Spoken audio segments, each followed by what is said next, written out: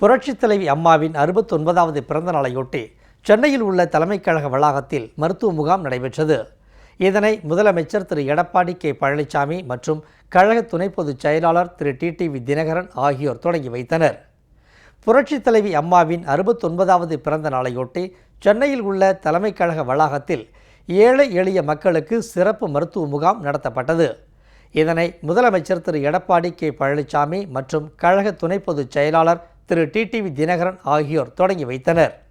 நிகழ்ச்சியில் மக்கள் நல்வாழ்வுத்துறை அமைச்சர் டாக்டர் சி விஜயபாஸ்கர், தகவல் தொழில்நுட்பத்துறை அமைச்சர் டாக்டர் மணிகண்டன் மற்றும் கழக நிர்வாகிகள் கலந்து கொண்டனர்.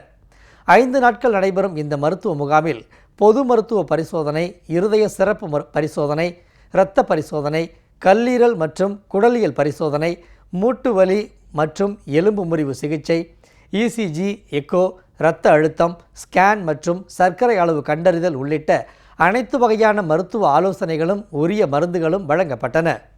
இதேபோன்று கழக இலக்கிய அணி சார்பில் ஏழை எளிய மக்கள் 1000க்கும் மேற்பட்டவர்களுக்கு அன்னதானம் வழங்கப்பட்டது.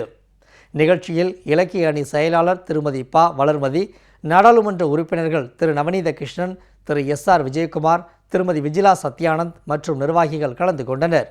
மேலும் கழகத்தின் பல்வேறு அணிகளின் நிர்வாகிகளும் கழக தொண்டர்களும் கலந்து கொண்டு சிறப்பித்தனர்.